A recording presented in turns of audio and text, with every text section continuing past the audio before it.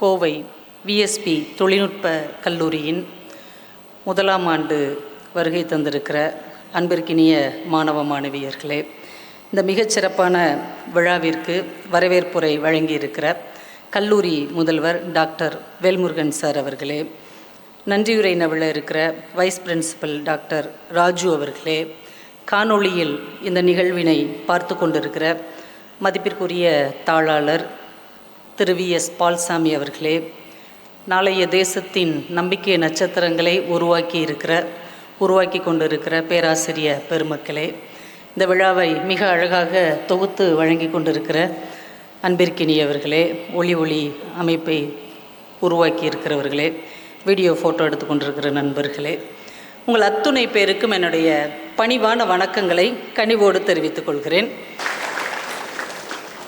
தொழில்நுட்பம் இல்லாமல் இந்த உலகத்தில் எதுவுமே கிடையாது. உண்மையா இல்லையா?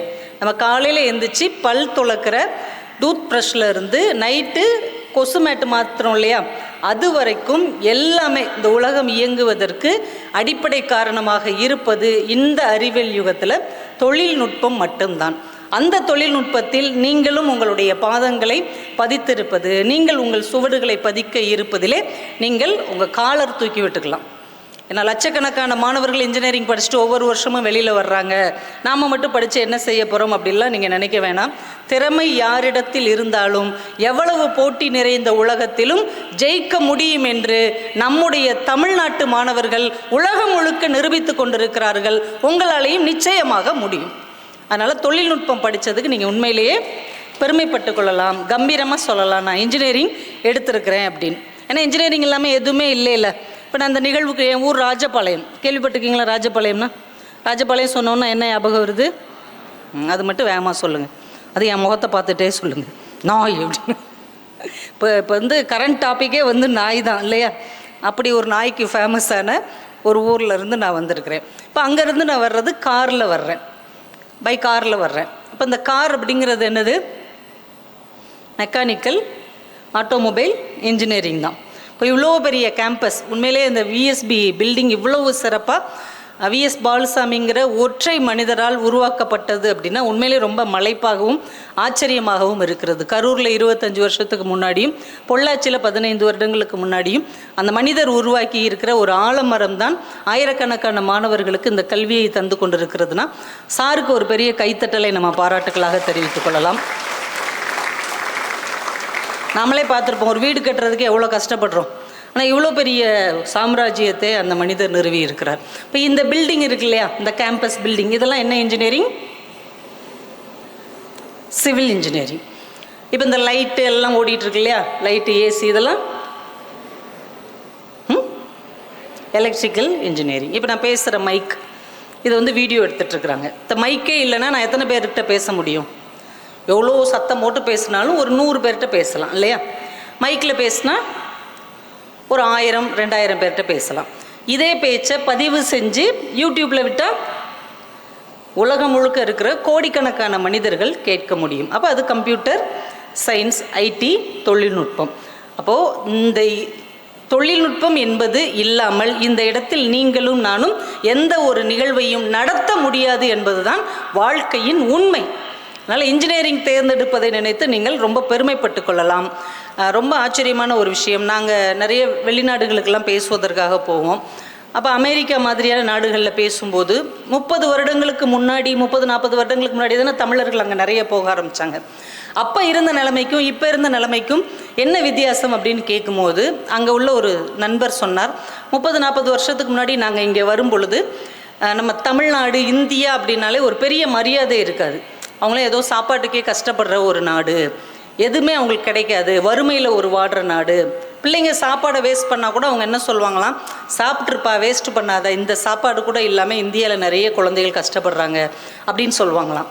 ஆனால் இன்றைக்கு அமெரிக்கா, லண்டன் மாதிரியான நாடுகளில் உள்ள பெற்றோர்கள் அவங்க பிள்ளைகளுக்கு என்ன சொல்கிறார்கள் என்றால், கம்ப்யூட்டர் ஒழுங்காக படி, கணிதம் ஒழுங்காக படி, அறிவியல் ஒழுங்காக படி, இல்லை என்றால் உன்னுடைய வேலையை தட்டி பறிப்பதற்கு லட்சக்கணக்கான இளைஞர்கள் இந்தியாவில் தயாராகி கொண்டிருக்கிறார்கள் என்று சொல்லுகிற அளவுக்கு தொழில்நுட்பம் கற்ற உங்களை போன்ற மாணவர்கள் இன்றைக்கு வெளிநாட்டில் நிறைய சாதித்து கொண்டிருக்கிறார்கள். எல்லா வெளிநாட்டிலும் இருக்கிற முக்கிய கம்பெனிகளில் இந்தியர்கள் அதிகமாக இருக்கிறார்கள். அதிலும் நம்முடைய தமிழர்கள் அதிகமாக இருக்கிறார்கள் என்றால் அது நம்முடைய பெருமையாக இருக்கிறது என்பதை நீங்கள் உணர்ந்து கொள்ள வேண்டும்.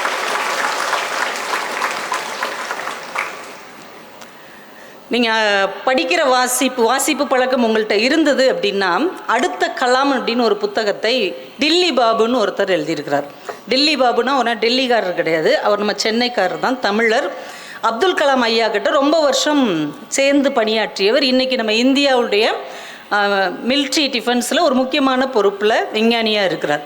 அவர் ஒரு புத்தகம் எழுதியிருக்கிறார், அடுத்த கலாம் அப்படின்னு ஒரு புத்தகம் எழுதியிருக்கிறார். அதில் அவர் முன்னுரையில் ரொம்ப முக்கியமாக குறிப்பிடுகிற ஒரு விஷயம் என்றால், ஐநா சபை அப்படின்னு கேள்விப்பட்டிருப்பீங்களாப்பா, ஐக்கிய நாடுகள் சபை. இந்த ஐநா சபையில் 193 நாடுகள் உறுப்பினராக இருக்குது.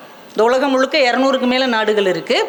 ஆனால் அந்த ஐநா சபையில் 193 நாடுகள் உறுப்பினர்களாக இருக்கிறாங்க, நம்ம இந்தியா உட்பட. இந்த 193 நாடுகளில் 7 நாடுகள்கிட்ட தான் நவீன போர் தொழில்நுட்ப விமானம் கண்டுபிடிக்கிற நுட்பம் இருக்கிறது, அந்த ஃபார்முலா இருக்கிறது. அந்த 7 நாடுகளில் ஒன்று நம்முடைய இந்திய நாடு என்று அவர் பதிவு செய்திருக்கிறார்.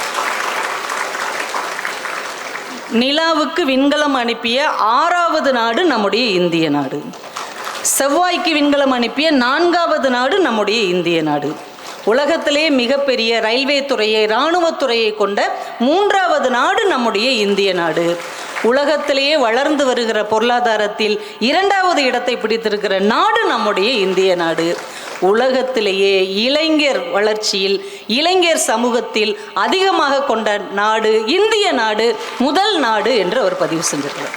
உலகத்திலே இளைஞர் வளம் அதிகமாக கொண்டிருக்கிற ஒரு நாடு நம்முடைய இந்திய நாடு என்றால், இந்த நாடே உங்களை நம்பி இருக்கிறது. உங்கள் அம்மா அப்பா உங்களை கொண்டு வந்து விட்டுட்டு என்ன சொல்லியிருப்பாங்க? கொஞ்சம் நல்லா படிப்பா, பாப்பா நல்லா படிமா, உன்னை நம்பி தான் நம்ம குடும்பமே இருக்குது, அப்படி தானே சொல்லியிருப்பாங்க. ஆனால் அதெல்லாம் நீங்கள் ஒரு ரப்பர் வச்சு அழிச்சிருங்க. உங்களை நம்பி உங்கள் குடும்பம் மட்டும் இல்லை, உங்களை நம்பி இந்த தேசமே இருக்கிறது என்பது தான் மிகப்பெரிய நிஜம். அதனால் ஏதோ நீங்கள் ஒரு சாதாரணமான ஆளாக உங்களை நினச்சிக்காதீங்க. உங்கள் குடும்பத்தை மட்டும் காப்பாற்றுகிற, உங்கள் வாழ்க்கையை மட்டும் வளப்படுத்துகிற ஒரு இடத்தில் இருப்பதாக தயவு செய்து நீங்கள் ஒரு நாளும் உங்களை நினைத்து கொள்ளாதீர்கள். உங்களை நம்பி நம்ம நாடே இருக்கிறது. ஏன் இந்த இடத்துல நீங்கள் வந்து உட்காந்துருக்குறீங்க? இவ்வளோ பேர் உங்கள்கிட்ட ரொம்ப பெரியவங்களாம் பேசியிருக்கிறாங்க இல்லையா? இறையன்பு ஐஏஎஸ் மாதிரியான ஒரு மிகப்பெரிய மனிதர், ஈரோடு மகேஷ் மாதிரி ஒரு செலிப்ரிட்டி, இப்படி ஒவ்வொரு துறையிலையும் இருக்கக்கூடியவங்களாம் உங்களை பேசிகிட்டே இருக்கிறாங்க இல்லையா? ஏன் எங்களுக்கெல்லாம் பொழுது போல் அப்படின்னா உங்கள்கிட்ட பேசிகிட்டு இருக்கோம், இல்லை வேறு மேடை கிடைக்கல அப்படின்னு உங்கள்கிட்ட பேசிகிட்டு இருக்கிறோமா? ஏன் உங்கள்கிட்டயே திரும்ப திரும்ப பேசிகிட்டு இருக்கிறோம் தெரியுமா? சாதனையாளர்களிடம்தான் ஒரு நாட்டை பற்றி பேச முடியும் என்பதால் தான் உங்களிடம் நாங்கள் பேசி கொண்டிருக்கிறோம். பரவாயில்லையே, நம்பிட்டீங்க. சாதனையாளர்னோடனே நம்பிட்டீங்க. நீங்கள் என்ன சாதிச்சிங்க? சாதனையாளர்னு சொன்னோடனே கைத்தட்டிட்டீங்க. 12th முடிச்சுட்டு உட்காந்துருக்குறீங்க, என்ன சாதிச்சிட்டீங்க? ஆனால் நீங்கள் சாதனையாளர்கள் தான். நானே உங்களுக்கு ப்ரூவ் பண்ணட்டுமா? உங்களில் எத்தனை பேருடைய தாத்தா பாட்டி இன்ஜினியரிங் முடித்தவங்க? யாருமே இல்லை. எங்கள் தாத்தா பள்ளிக்கூடத்துக்கே போகலேன்னு தெரில டீச்சர். சரி, எத்தனை பேருடைய அம்மா அப்பா இன்ஜினியரிங் முடித்தவங்க? சும்மா கை தூங்க. அரியர் இருக்காப்பா? இல்லை. அந்த சைடு ஒரு கை, இந்த சைடு ஒரு கை, 2 கை, மொத்தம் 3 4 5 பேர். இங்கே கிட்டத்தட்ட 1300 பேர் இருக்காங்களா சார்? 1300 மாணவ மாணவிகள் இருக்கிற இடத்தில் 5 பேருடைய கைக்கில் போட்டுக்கூடா 5 பேர் தான் அம்மா அப்பா இன்ஜினியரிங் முடிச்சிருக்கிறாங்க. மிச்ச பேருடைய அம்மா அப்பா இன்ஜினியரிங் போகாதவங்க. நீங்கள் ஒரு பெரிய கைத்தட்டல் கொடுங்க, மிகப்பெரிய கைத்தட்டல் கொடுங்க. முதல்ல சாதனையாளர்னு ஒன்றே கைத்தட்டினீங்கல்ல, நீங்கள் சாதனையாளராக இல்லையான்னு தெரியாமல் கைத்தட்டினீங்க. இப்போ தெரிஞ்சு கைத்தட்டுங்க, நீங்கள் எல்லோருமே சாதனையாளர்கள் தான். ஏன் இன்னும் 30 வருடம் கழித்து உங்களுடைய பிள்ளைகள் ஏதாவது ஒரு கல்லூரியில் இன்ஜினியரிங் படிக்கும் பொழுது என்னை மாதிரி யாராவது ஒரு பேச்சாளர் உங்கள் அம்மா அப்பா இன்ஜினியரிங் படிச்சிருக்கிறாங்களான்னு கேட்டால், ப்ரொஃபஷனல் கோர்ஸ் படிச்சிருக்காங்களான்னு கேட்டால் எத்தனை பேர் கை தூக்குவாங்க? எல்லாருமே கை தூக்குவாங்க இல்லையா? நிச்சயமாக 1300 கைகளும் உயரும்.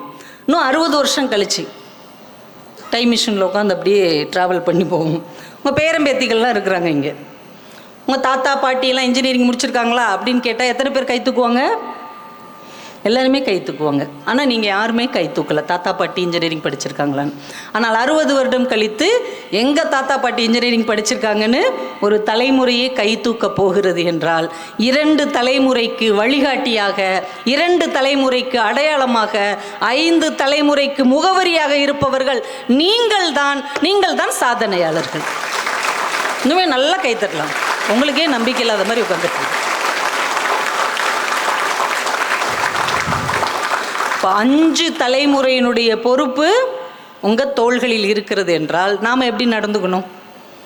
இந்த டான் படத்தை பார்த்துட்டு காலேஜ்னா இப்படி இருக்கும் அப்படின்னு நினச்சிட்டு ஆம்பா அப்படின்லாம் உட்காரக்கூடாது. உங்களுக்கு ஒரு பெரிய பொறுப்பு இருக்கிறது, உங்களை நம்பி தான் இந்த நாடே இருக்கிறது என்றால் நாம் எப்படி நடந்து கொள்ள வேண்டும் என்பதில் நீங்கள் ரொம்ப ரொம்ப ரொம்ப கவனமாக இருக்க வேண்டும். எந்த ஒரு விஷயத்தையும் வெறுமனே பார்ப்பவர்களாக இல்லாமல் கவனிக்கிறவர்களாக நீங்கள் இருக்க வேண்டும். பார்ப்பது வேறு, கவனிப்பது வேறு. அது எப்படி? பார்க்குறது கவனிக்கிறது ஒன்று தானே. பாடம் நடத்துகிறத பார்க்கவும் செய்கிறோம், கவனிக்கவும் செய்கிறோம். பார்ப்பது என்பது வேறு, கவனிப்பது என்பது வேறு. ரெண்டுக்கு என்ன வித்தியாசம்? குஜராத்தில் நிறைய சின்ன பசங்கள்லாம் உட்காந்துருக்குறாங்க. அவங்க தெருவில் ஒரு நாடகம் போடுறாங்க.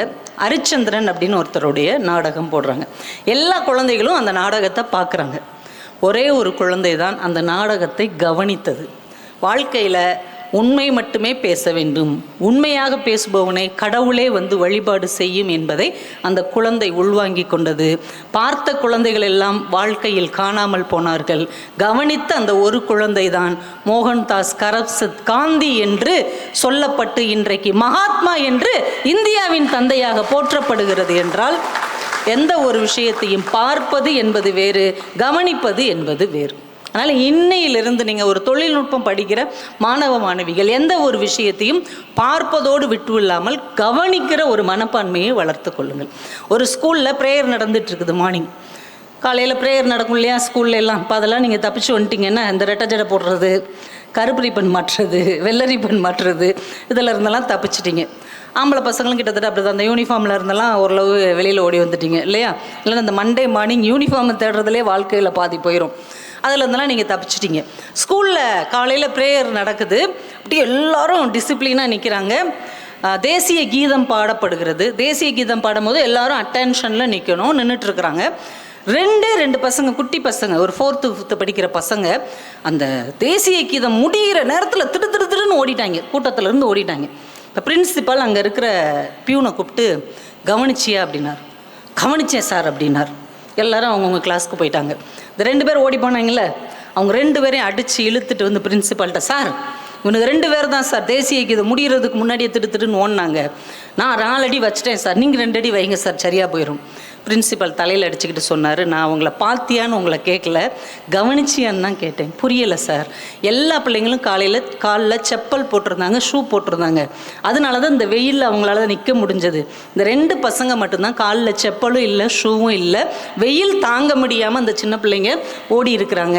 அதை புரிஞ்சுக்காமல் நீ அவங்கள அடிச்சுட்டு வந்திருக்கிறியே, அவங்க 2 பேருக்கும் செப்பல் வாங்கி கொடு என்பதற்காகத்தான் கவனித்தாயா என்று நான் கேட்டேனே ஒழிய அவங்கள அடிச்சியான்னு நான் கேட்கல அப்படின்னார்.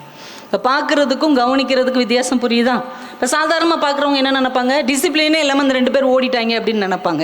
ஆனால் கவனிக்கிற மனசுக்கு தான் தெரியும் அவங்க வேணும்னே ஓடலை, அந்த சூடு தாங்காமல் அந்த சின்ன பிள்ளைங்க ஓடி இருக்கிறாங்க அப்படிங்கிறது தெரியும். அப்போ வாழ்க்கையில் எல்லா சம்பவங்களையும் நீங்கள் பார்ப்பதை தாண்டி கவனிப்பதை உள்வாங்கி கொண்டால் போட்டி நிறைந்த, பொறாமை நிறைந்த, ஒருவரை ஒருவர் குழி தோண்டி தான் ஜெயிக்க முடியும் என்கின்ற மனப்பான்மை வளர்ந்திருக்கிற இந்த உலகத்தில் யாரிடமும் ஏமாறாமல் உங்களால் தப்பிக்க முடியும்.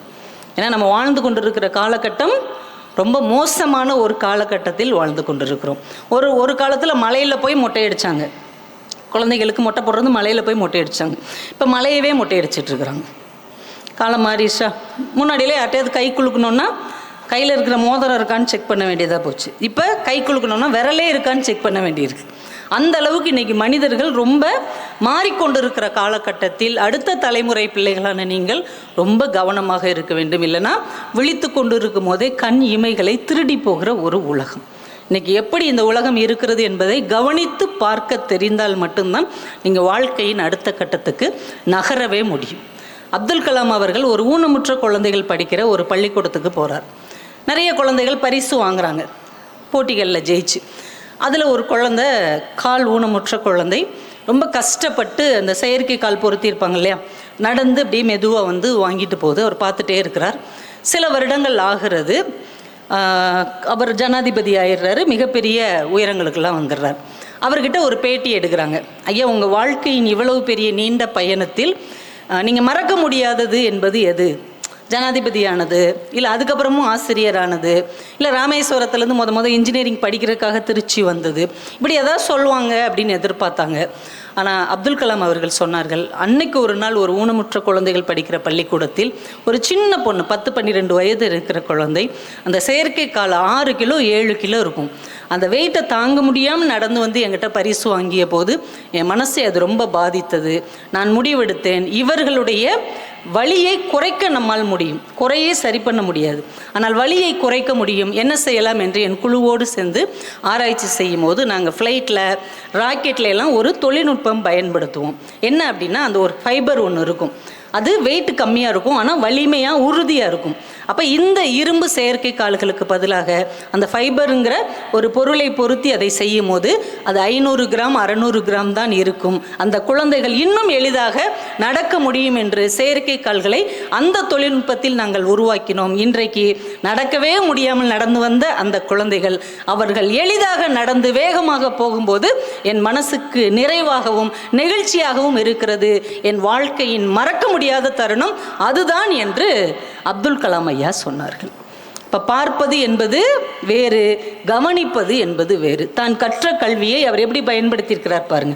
ராக்கெட்டில் பயன்படுத்துகிற அந்த தொழில்நுட்பத்தை எந்த இடத்துல ஃபிட் பண்ணால் இந்த குழந்தைகள் இன்னும் எளிதாக வாழ முடியும் என்று பார்த்தார் இல்லையா?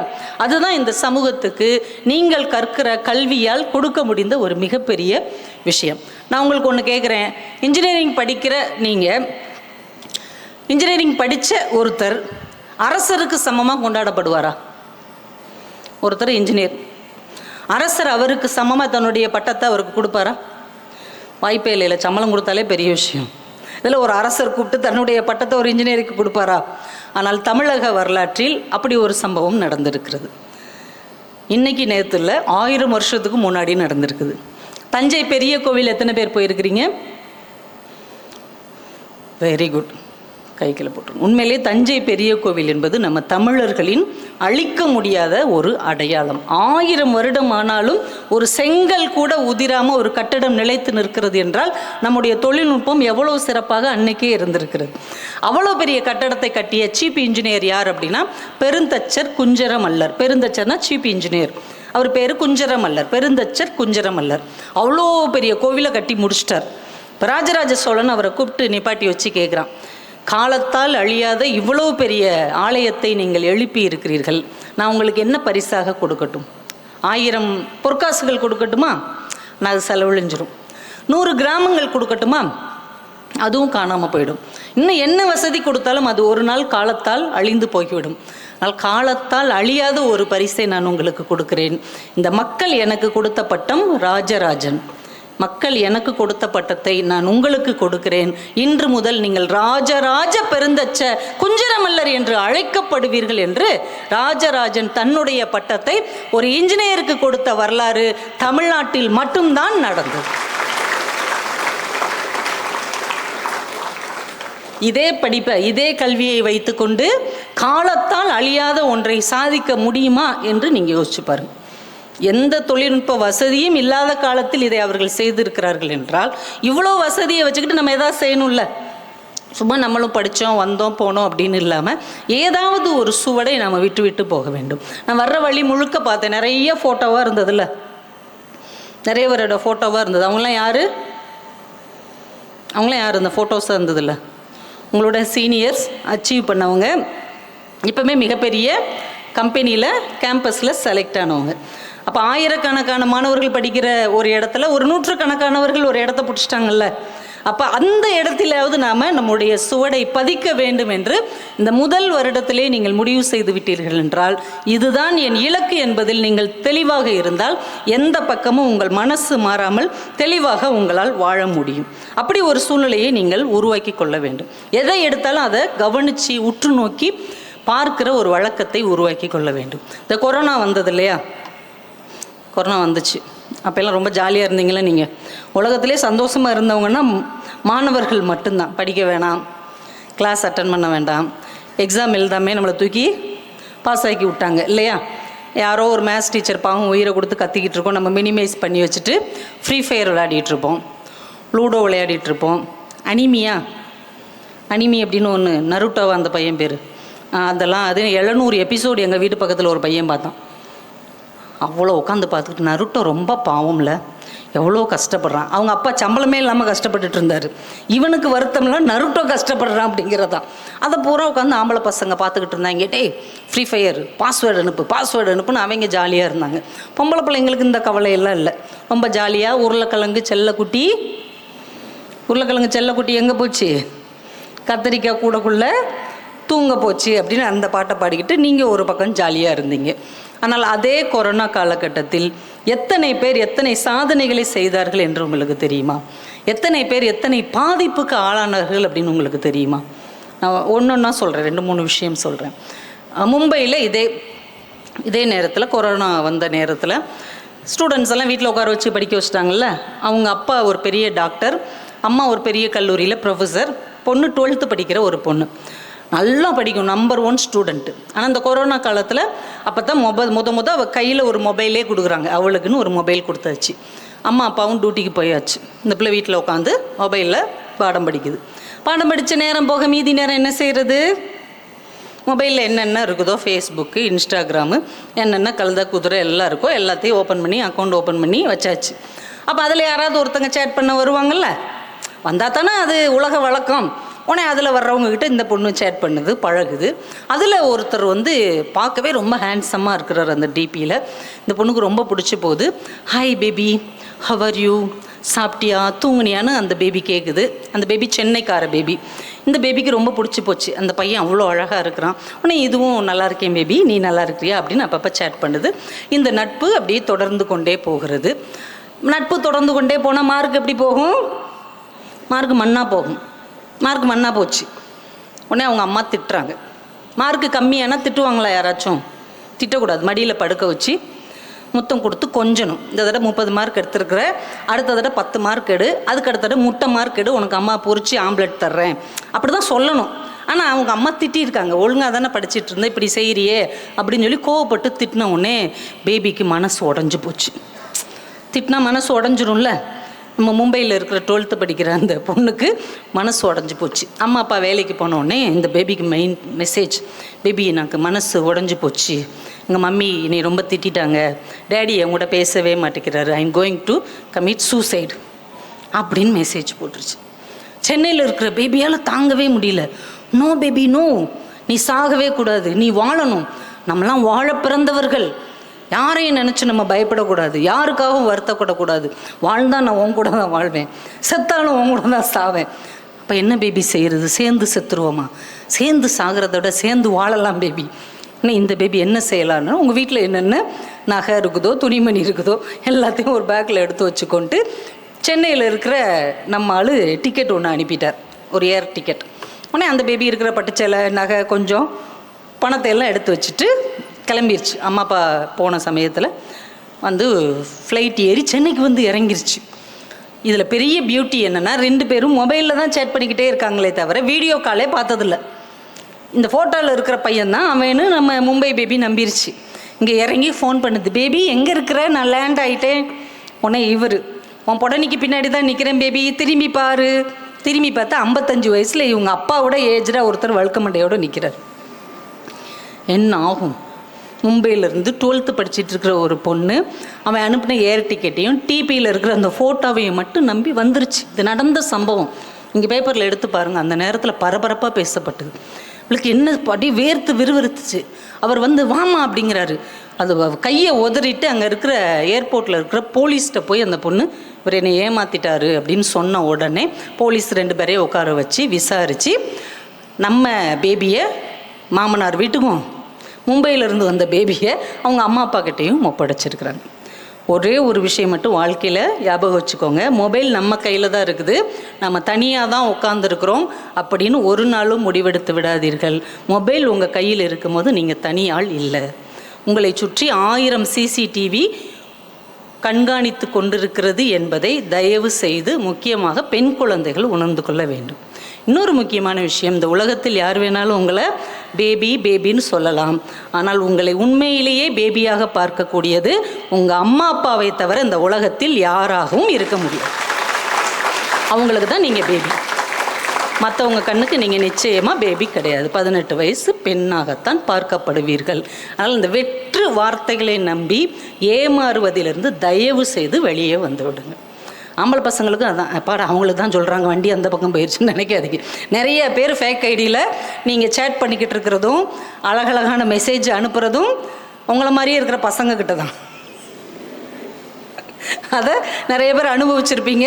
இன்னும் கொஞ்ச நாள் கழித்து நிறைய பேர் கண்டுபிடிப்பீங்க. மலர் அப்படின்னு பேர் இருக்கும். ரொம்ப சந்தோஷமாக ஏதோ பிரேமம் படத்தில் வர்ற நிவிபாலி மாதிரி நீங்கள் மெசேஜை தட்டி விட்டுட்ருப்பீங்க. பார்த்தா அவன் மலர் வண்ணனா இருப்பான். மதின்னு பேசிக்கிட்டு இருந்திருப்பீங்க, அவன் மதிய அழகனா கூட இருக்கலாம். அதனால் இந்த மொபைலில் சேட் பண்ணும்போது யாரையும் நம்பி முன்ன பின்ன அறியாதவர்களோடு நட்பு கொள்ளும்போது, யாராவது ஒருத்தங்களுக்கு பணம் அனுப்பும் போது, யாருக்காவது கிஃப்ட் கொடுக்கும்போது ஒரு தடவைக்கு 100 தடவை யோசிங்க. ஏன்னா இந்த உலகத்தில் ஏமாற்றுகிறவர்கள் தான் அதிகமாக இருக்கிறார்களே தவிர மொபைல் மூலமாக உங்களை காப்பாற்றுவதற்கு இந்த உலகத்தில் எந்த அவதாரமும் இல்லை. இந்த கிளிக் பண்ணுங்கள், இந்த வேலை கிடச்சிரும், இதை கிளிக் பண்ணுங்கள், வீட்டிலேருந்து எவ்வளோ சம்பாதிக்கலாம், இதை 10 பேருக்கு அனுப்புங்க, உங்களுக்கு ஒரு அழகான மொபைல் ஃபோன் வரும். இப்படி 1000 விஷயங்கள் உங்கள் மொபைல் மூலமாக டெய்லி உங்களை ஃபாலோ பண்ணிக்கிட்டே இந்த உலகம் இருக்கிறது. எந்த ஒரு விஷயத்திலும் நீங்கள் சிக்கி விடாதீர்கள். ஏன்னா நீங்களாம் தொழில்நுட்பம் படிக்கிற மாணவர்கள்.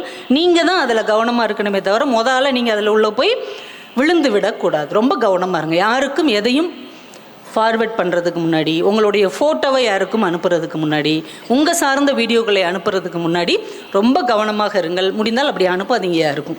உங்கள் ஃபோட்டோவையோ உங்கள் வீடியோவையோ உங்கள் பற்றிய சுய தகவல்களையோ யாருக்கும் தெரியாதவங்களுக்கு தயவு செஞ்சு அனுப்பாதீங்க. நீங்கள் அந்த சிம்மையே உடைச்சி போட்டாலும் இந்த மொபைலையே உடைச்சி எரிஞ்சாலும் அது ஏதோ ஒரு மூலையில் உட்கார்ந்து கொண்டு தான் இருக்கும் என்பது உங்களுக்கும் தெரியும் தானே. இந்த சிட்டி ரோபோவை அழித்த பிறகு அந்த சிப்பு ஏதோ ஒரு இடத்துல குப்பைக்குள்ளே கிடக்கும்ல, அது மாதிரி ஏதோ ஒரு மூலையில் இந்த மொபைலுக்குள்ளே நீங்கள் செய்கிற எல்லாமே மறைந்திருந்து ஏதோ ஒரு காலத்தில் உங்களை ஒரு பூதம் மாதிரி அடித்து சாப்பிட்ரும். அப்படி உங்களை பயங்காட்டுறதுக்காகவோ மிரட்டுறதுக்காகவோ வரல. கொஞ்சம் கவனமாக இருந்துட்டீங்க அப்படின்னா இதிலிருந்தெல்லாம் நீங்கள் தப்பி விடலாம். அந்த கவனம் ரொம்ப ரொம்ப வாழ்க்கையில் முக்கியம். ஆனால் அதே கொரோனா காலத்தில் எத்தனை பேர் நிறைய அச்சீவ் பண்ணியிருக்கிறாங்க. நீங்கள் படிச்சிருக்கிறீங்களா? சாதாரணமாக உங்களை மாதிரியே மொபைலில் படம் பார்த்தவங்க கூட டக்குன்னு வெளியே வந்திருக்கிறாங்க. கேஜிஎஃப்னு ஒரு படம் அப்போ வந்தது ஞாபகம் இருக்கா? பசங்க அந்த படத்தை நிறைய தடவை பார்த்துருப்பாங்கல்ல. அந்த படத்துடைய வசனமே நல்லாயிருக்கும். சார் அவனுக்கு குறுக்க போயிடாதீங்க சார் அப்படின்னு ஒரு வசனம் வரும். இந்த அம்மா பையன் சென்டிமெண்ட்டு, அந்த ஒரு தங்கத்துக்காக அவர் ஒரு பெரிய ஏதோ மிஷின் கண் எடுத்துகிட்டு டடன்னு அடிக்கிறது, அதெல்லாம் நீங்கள் கொஞ்சம் சின்ன பசங்களாம் ரொம்ப ரசிச்சிருப்பீங்க. அந்த கேஜிஎஃப் 1 வருது. உங்களை மாதிரியே ஒரு பையன், அப்போ அவனுக்குமே ஸ்கூல் படிச்சிட்ருக்கிறான், 16 வயசு பையன், மகாராஷ்டிராவில் உஜ்வல் குல்கர்னின்னு அவனுக்கு பேர். அவனுக்கு அந்த படம் ரொம்ப பிடிச்சிருச்சு. 4 தடவை 5 தடவை திரும்ப பார்க்குறான். பார்த்துட்டு என்ன பண்ணால் அதில் ஒரு சாங் வரும்ல, அவங்க அம்மா சாங் ஒன்று வரும்ல, அந்த சாங் 5 நிமிஷத்தை எடுத்து வச்சுட்டு இந்த 2.5 மணி நேர படத்தை அப்படியே எடிட் பண்ணி 5 நிமிஷத்துக்குள்ளே கொண்டு வந்துட்டான். அந்த பாட்டுக்குள்ளே அந்த படமே முடிகிற மாதிரி அதை எடிட் பண்ணி கொண்டு வந்து ஃபேன் மோடு அப்படின்னு யூடியூப்பில் போட்டு விட்டான். அது அங்கே சுற்றி இங்கே சுற்றி வைரலாகி அந்த படத்தை எடுத்த டைரக்டரோட ஒய்ஃபுக்கே போயிடுச்சு. அந்தம்மா எடுத்து, ஏயா நீ 2.5 மணி நேரம் உயிரை கொடுத்து படம் எடுத்திருக்க, இந்த பையன் 5 நிமிஷத்தில் சூப்பராக எடிட் பண்ணியிருக்கிறான்னொடனே யாருடா அவன்னு தேடி கண்டுபிடிச்சி, எப்படின்னாப்பா இவ்வளோ சூப்பராக எடிட் பண்ணியிருக்கிற, நான் அடுத்து KGF 2 எடுக்க போகிறேன், அதுக்கு ட்ரெய்லர் மட்டும் நீ எடிட் பண்ணி கொடு அப்படின்னு அந்த பொறுப்பை ஒப்படைச்சாங்க. ட்ரெய்லரும் ரொம்ப சூப்பராக எடிட் பண்ணிட்டான். இவ்வளவு சிறப்பாக பண்ணியிருக்கிறான் அப்படின்னு KGF 2ல் அந்த பையனுக்கு ஒன் ஆஃப் த எடிட்டர் போஸ்ட்டே கொடுத்து பல லட்சம் சம்பளம் அந்த பையனுக்கு கொடுக்கப்பட்டது என்றால், கிடைச்ச நேரத்தில் பொழுதுபோக்காகத்தான் அவனும் ஒரு வேலையை செய்தான். ஆனால் அவன் எங்கே போயிட்டான் பார்த்தீங்களா? எந்த ஒரு வேலையும் சும்மா பார்க்குறவர்களாக இல்லாமல் கவனிக்கிறவர்களாக இருந்தால் அங்கே உங்களுக்கான ஒரு இடத்தை நிச்சயமாக நீங்கள் பிடிக்க முடியும். 2021 திருச்செந்தூர் பக்கத்தில் ஒரு சின்ன வில்லேஜ், திருச்செந்தூர்லாம் கேள்விப்பட்டிருக்கீங்களா? வந்திருக்கிறீங்களா? Very good. அங்கே சின்ன கிராமம். குடியரசு தின விழா அன்னைக்கு யாரை கூப்பிட்டு கொடியேற்ற சொல்லுவாங்க? அந்த ஊரில் உள்ள அரசியல் பிரமுகர் இல்லை பெரிய தலைவர்கள், ரொம்ப பிரபலமானவங்க, இவங்களை தானே கொடியேற்ற சொல்லுவாங்க. அதே ஸ்கூலில் 7th படிச்சுட்டு இருக்கிற சிவகுகன் ஒரு பையனை கூப்பிட்டு அன்றைக்கி கொடியேற்ற சொல்லியிருக்காங்க. ஏன் அப்படின்னு பார்த்தா, அந்த கொரோனா காலத்தில் எல்லாருமே சும்மா இருக்கும்போது அவன் என்ன பண்ணியிருக்கான், அவங்க வீடு கிராமத்தில் உள்ள ஒரு வீடு, இந்த செக்கெல்லாம் மாடு இழுக்கும்ல, அந்த குடும்பத்தை சேர்ந்தவன். டெய்லி கவனிச்சுட்டே இருக்கான். அந்த மாடு வந்து செக்கு இழுக்கிற அந்த வேகம் இருக்கு இல்லையா, இதை வந்து நம்ம எதாவது செய்ய முடியுமா, ஒரே வேலையை அது செஞ்சிட்டு இருக்குது நாள் முழுக்க அப்படிங்கிறத கவனித்து அப்போது ஆன்லைனில் வந்து ஒரு போட்டியில் கலந்துக்கிட்டு அந்த மாடு செக்கிழுக்கிற அந்த இதை வச்சுக்கிட்டு 200 வாட்ஸ் மின்சாரத்தை கண்டுபிடிக்க முடியும் என்று அவன் ஃபார்முலா கொடுத்துருக்கிறான். அதற்காக அவன் பரிசும் வாங்கியிருக்கிறான். இளம் விஞ்ஞானி என்று அமெரிக்காவிலிருந்து அவன் தேர்வு செய்யப்பட்டிருக்கிறான். அதனால் அவனை கொடியேற்ற சொன்னாங்க. சாதாரண பையன், கிராமத்தில் இருக்கிற எந்த வசதியும் இல்லாத ஒரு பையன், அவங்களுக்கு தெரிந்த ஒரு தொழில்நுட்பத்தை பயன்படுத்தி எதையாவது ஒன்றை சாதிக்க முடியும் என்று நம்ம கிராமத்து பசங்கள் நிரூபிக்கும் போது நம்மளால் ஏன் முடியாது? கொஞ்சம் யோசிச்சு பாருங்கள். நம்மளும் வந்தோம், படித்தோம், பெஞ்ச தேய்ச்சோம், போனோம் அப்படின்னு இல்லாமல் எல்லாத்தையும் உற்று கவனிக்கக்கூடிய ஒரு இயல்பும் ஒரு குணமும் இருந்தால் உங்கள் ஒவ்வொருத்தராலையும் இந்த சமூகத்துக்கு பயனுள்ள ஏதாவது ஒன்றை நிச்சயமாக தர முடியும். குறைந்தபட்சம் யாருக்கிட்டையும் ஏமாறாமல் உங்களை நீங்கள் தக்க வைத்து கொள்ளவாவது முடியும். அதனால் எதை படித்தாலும் எதை பார்த்தாலும் அதில் இருக்கிற உண்மைத்தன்மையை கவனிக்க கற்றுக்கொள்ளுங்கள். மேலோட்டமாக எதையுமே கவனிக்காதீங்க, மேலோட்டமாக எதையும் பார்க்காதீங்க. இது என்ன சொல்ல வருகிறது, இதற்குள்ளே என்ன இருக்கிறதுன்னு யோசித்து பார்க்க பழகிக்கொள்ளுங்கள். புதுக்கோட்டை அப்படின்னு ஒரு ஊர் இருக்குது தெரியுமா? புதுக்கோட்டை அப்படின்னு ஒரு ஊர். அந்த ஊருக்கு பக்கத்தில் ஆதனக்கோட்டைன்னு ஒரு சின்ன ஊர். இதே கொரோனா காலம்தான். ஏன் கொரோனா காலத்தை நம்ம எடுத்துக்கிறோன்னா, அன்றைக்கி தான் நீங்கள் ரொம்ப ரிலாக்ஸாக இருந்தீங்க அந்த 2-3 வருஷம். அங்கே இதே மாதிரி மொபைல் ஃபோனை ஜெயலட்சுமின்னு ஒரு பொண்ணு, அவள் அப்போது 12th படிச்சுட்ருக்குறா, அவளும் 11th 12th அந்த மாதிரி தான். ரொம்ப கஷ்டப்படுற குடும்பம், அவங்க கூலி வேலை செய்கிற அம்மா அப்பா. இவள்கிட்ட செகண்ட் ஹேண்டில் ஒரு மொபைல் வாங்கி கொடுக்குறாங்க, வீட்டில் இருந்து பிள்ளை படிக்கணுமே அப்படின்னு சொல்லிட்டு. அந்த பொண்ணு வாங்கி படிச்சிட்ருக்கிறா ஆன்லைனில். குடும்ப கஷ்டம் உணர்ந்த பொண்ணு. இந்த மிச்ச நேரத்தில் என்ன பண்ணால், மும்பையில் இருக்கிற பேபி மாதிரி இல்லாமல் என்னென்ன போட்டி ஆன்லைனில் வைக்கிறாங்களோ, குயிஸ் காம்படிஷன் என்ன இருந்தாலும் அதில் அவள் பார்ட்டிசிபேட் பண்ணிக்கிட்டே இருந்தாள். அமெரிக்கா நாசா விண்வெளி மையத்திலேருந்து ஒரு காம்படிஷன் வச்சாங்க. அதில் எல்லா சுற்றுகளிலையும் தேர்வாகி செலக்ட் ஆகிட்டா, வின் பண்ணிட்டா. அவளுக்கு அமெரிக்காவிலேருந்து டிக்கெட் கொடுத்துட்டாங்க. அமெரிக்காவுக்கு வந்துட்டு போகிறதுக்கு தங்குறதுக்கு எல்லாம் ஏற்பாடு பண்ணிட்டாங்க. அவளுக்கு சுற்றி காமிக்கிறது எல்லாமே. ஒரு பிரச்சனை என்னென்னா, அந்த வந்துட்டு போகிற செலவு இருக்கு இல்லையா, அதை மட்டும் அவள் தான் செய்யணுன்ட்டாங்க. அவளே ரொம்ப கூலி வேலை பார்க்குறவங்களுடைய பொண்ணு. ஒரு நல்ல ட்ரெஸ் கூட அவள்கிட்ட கிடையாது. அவளுக்கு என்ன செய்யன்னு தெரில. அவளுக்கு வந்து சர்டிஃபிகேட்டை வலைத்தளத்தில் போட்டாள். இந்த மாதிரி நான் செலக்ட் ஆகிட்டேன், ஆனால் போயிட்டு வர்றதுக்கான செலவுக்கு என்கிட்ட பணம் இல்லை அப்படின்னு அந்த பிள்ளை போட்ட உடனே உலகம் முழுக்க இருக்கிற நம்ம தமிழ் ஆளுகள்லாம், சரி நம்ம ஊர் பொண்ணு, நம்ம தமிழ் பொண்ணு இவ்வளோ பெரிய அச்சீவ்மெண்ட் பண்ணியிருக்கிறா, அவளுக்கு நம்ம ஒரு சப்போர்ட் பண்ணணுன்ட்டு எல்லாரும் 2000 3000 கையில் இருந்து நிறைய காசு அனுப்பிட்டாங்க. தேவையான பணம் சேர்ந்துருச்சு. இதுக்கு மேலே யாரும் அனுப்ப வேண்டாம், ரொம்ப நன்றி அப்படின்னு போட்டாள். ஊருக்கு போகிறதுக்கான எல்லா ஏற்பாடும் நடந்துட்டுருக்குது. திடீர்னு ஒரு தொண்டு நிறுவனம் அவங்க வீடை தேடி வர்றாங்க. கிராமலயா அப்படின்னு ஒரு தொண்டு நிறுவனம்.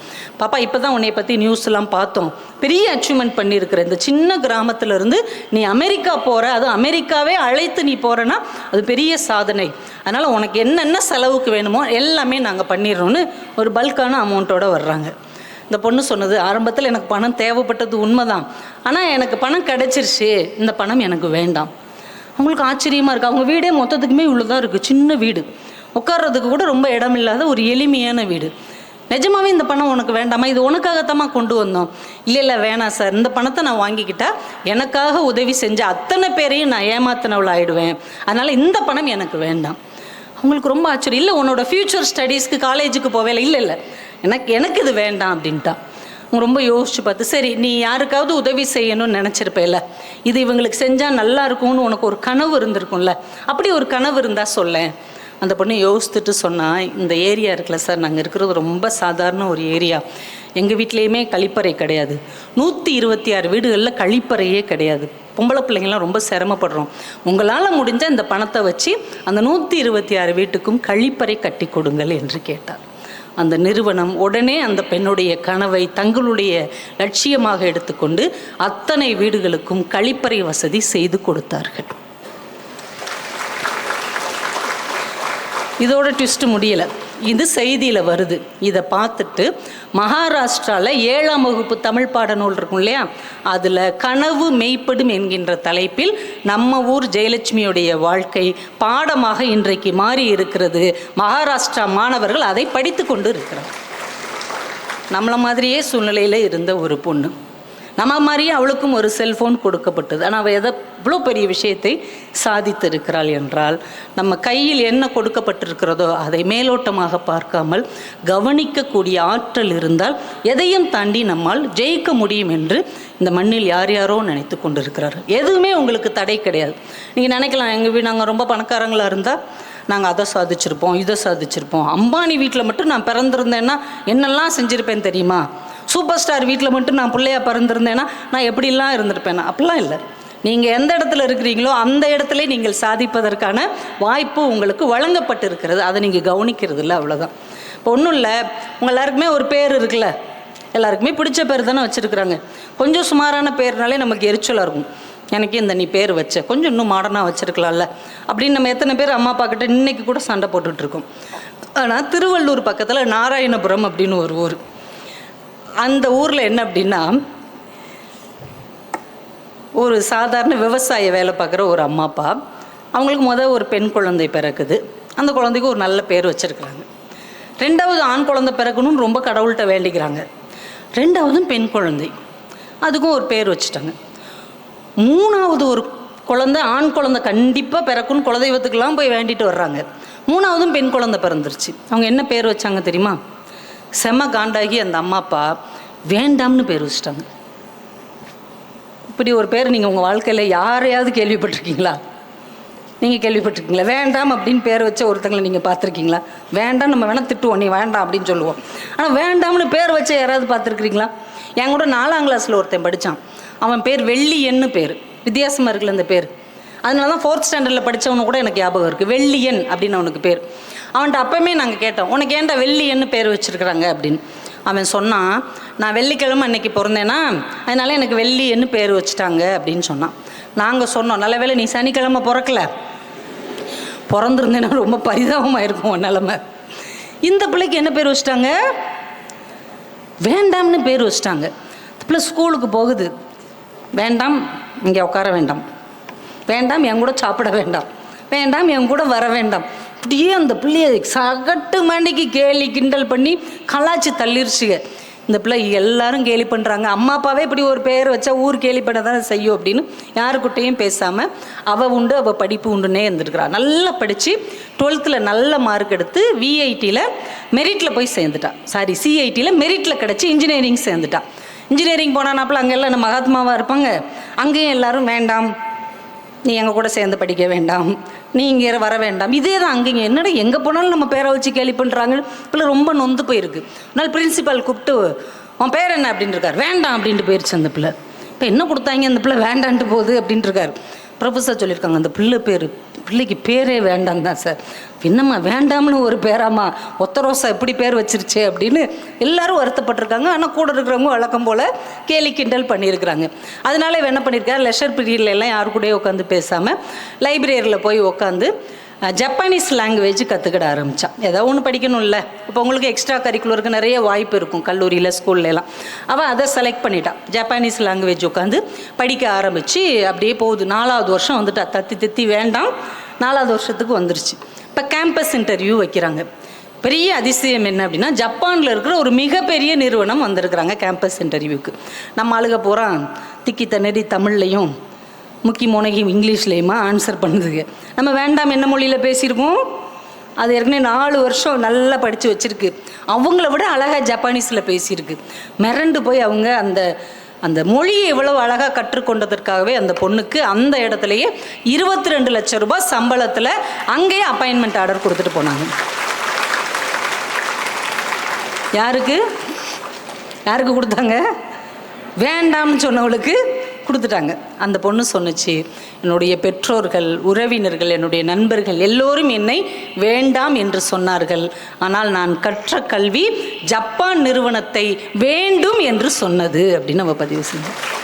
உங்களை ஒருத்தங்க வேண்டான்னு சொன்னால் கூட நீங்கள் படிக்கிற படிப்பு, நீங்கள் அறிந்து கொள்ளுகிற அறிவு, நீங்கள் கற்றுக்கொள்ளுகிற கல்வி உங்களை வேண்டும் என்று இந்த உலகத்தாரால் சொல்ல வைக்க வேண்டும். அந்த இடத்துல நீங்கள் நிற்க வேண்டும். இப்போ அந்த பிள்ளை அந்த வேலையே வேணான்னு சென்னையில் வேற ஒரு கம்பெனியில் வேலைக்கு சேர்ந்துருச்சு. இப்போ வாழ்க்கையில் எவ்வளவோ பிரச்சனைகள் நமக்கு இந்த சமூகத்தால் வரலாம், குடும்ப சூழ்நிலையினால் வரலாம், சொந்தக்காரங்களை கூட வரலாம், நண்பர்களால் கூட வரலாம். ஆனால் நாம் உறுதியாக தெளிவாக இருந்தால் யாராலையும் நம்மை ஏமாற்றவே முடியாது. நம்ம வாழ்க்கையில் ரொம்ப முக்கியமான ஒரு 4-5 விஷயம் இருக்குது, அதை மட்டும் நம்ம பேசிடுவோம். ரொம்ப முக்கியமான விஷயம், நீங்கள் என்ன வேணால் நினச்சிக்கோங்க. நான் நம்புகிற ஒரு விஷயம் என்ன அப்படின்னா, இந்த உலகத்திலேயே எவ்வளவு சொந்தக்காரங்க வந்தாலும் சரி, நம்மளை உண்மையிலே புரிஞ்சுக்கிற ஒரே ஒரு உறவுனா அது நட்பு மட்டும்தான். நண்பர்கள் மட்டும்தான் நம்மளை உண்மையிலே புரிஞ்சுக்குவாங்க. சொந்தக்காரங்க 1000 பேர் இருப்பாங்க, அவங்களுக்கு ஒரே குணம் என்னென்னா நம்ம நல்லா இருக்கணும்னு நினைப்பாங்க. அவங்கள விட நல்லா இருந்துட்டோம்னா அவங்க நொந்தே செத்துருவாங்க. நம்ம சொந்தக்காரங்க நல்லா இருக்கணும்னு வைங்களேன், நம்ம நல்லா இருக்கக்கூடாது. நீங்கள் ஒரு ஸ்டேட்டஸ் மட்டும் வைங்க, இந்த பரிதாபங்களில் வரும் தெரியுமா, ஒரு ஸ்டேட்டஸ் மட்டும் வைங்க, நான் மொபைல் வாங்கிட்டேன், ஒரு பைக் வாங்கிட்டேன், ஒரு கார் வாங்கிட்டேன்னா அவங்க சொந்தக்காரங்க செத்தே போயிடுவாங்க. அந்த கார் ஆக்சிடெண்ட் ஆயிடுச்சுன்னு சொல்லுங்கள், அப்பாடா அப்படின்னு நிம்மதியாவாங்க. இதுதான் சொந்தக்காரங்களுடைய மனநிலை. ஆனால் நண்பர்கள் எப்படிப்பட்டவங்க, நாம் நல்லா இருந்தால் தானே ஜெயிச்ச மாதிரி மகிழ்கிறவர்கள் உண்மையான நண்பர்கள் மட்டும்தான். நீங்கள் இப்போ வந்த ஒரு வாரத்திலே நண்பர்கள் கிடச்சிட்டாங்களா உங்களுக்கு? கொஞ்சம் கொஞ்சமாக இப்போ தான் மேடம் செட் ஆகிட்டுருக்கு. இன்னும் ஒரு 10-15 நாளில் எல்லாம் கம்ப்ளீட்டாக ஒன்றுக்குள்ளே மண்ணா டீக்குள்ளே பண்ணா நாங்கள் மாறிடுவோம். அப்படி தானே? வந்த முதல் நாள் எல்லோரும் எப்படி இருந்திருப்பீங்க? ஹாய், ஹலோ, எப்படி இருக்கிறீங்க? நான் நல்லா இருக்கிறேன். நீங்கள் எங்கே? நான் இங்கே தான், சேலம். ஓ, நீங்கள்? நான் கோயம்புத்தூர் தான். ஓகே, நான் கிணத்து கடவுலேருந்து தான் வர்றேன். கிணத்துக்குள்ளேருந்து வர்றீங்களா?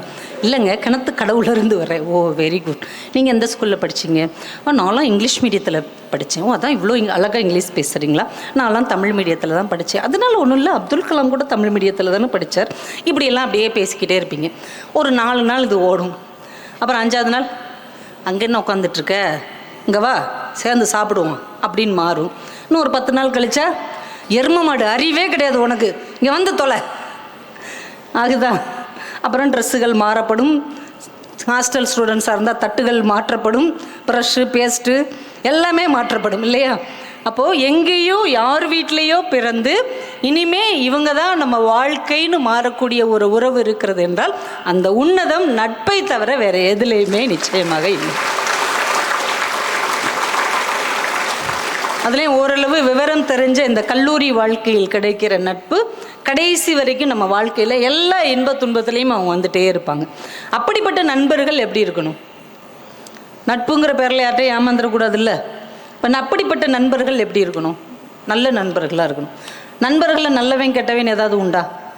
நண்பனாலே நல்லவன் தானங்க, சந்தானம் சொன்ன மாதிரி. ஆனால் உண்மையிலே நல்லவன் தானா நண்பன்?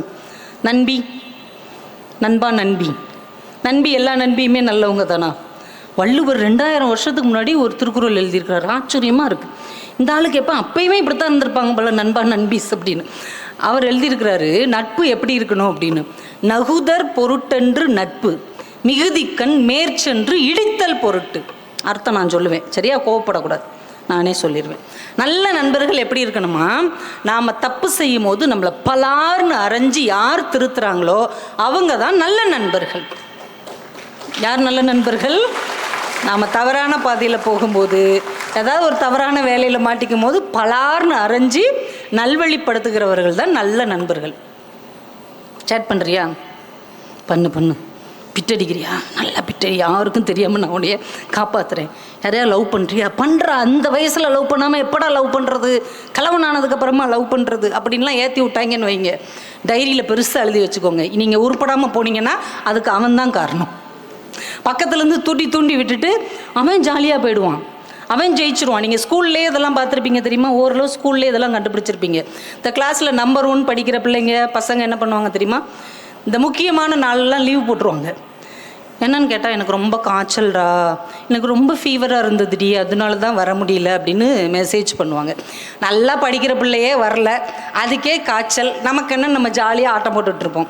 மறுநாள் பார்த்தா அது வழக்கம் போல் நம்பர் 1 வாங்கிடும். ஏன்னா அது லீவு போட்டதே உங்கள் கூட டைம் வேஸ்ட் பண்ணாமல் முழு நாள் உட்காந்து படிக்கணுங்கிறதுக்காக தான் அது லீவே போட்டுச்சு. ஆனால் நம்ம லூஸ்தனமாக என்ன நினைப்போம், அதுக்கே உடம்பு சரியில்லை, நம்ம மட்டும் படித்து என்ன கிழிக்க போகிறோம் அப்படின்ட்டு நம்ம ஜாலியாக ஆட்டம் போட்டிருப்போம். இப்படி கூட இருந்தே குழி பறிப்பதற்கு ஒரு 5-6 பேர் இருப்பாங்க.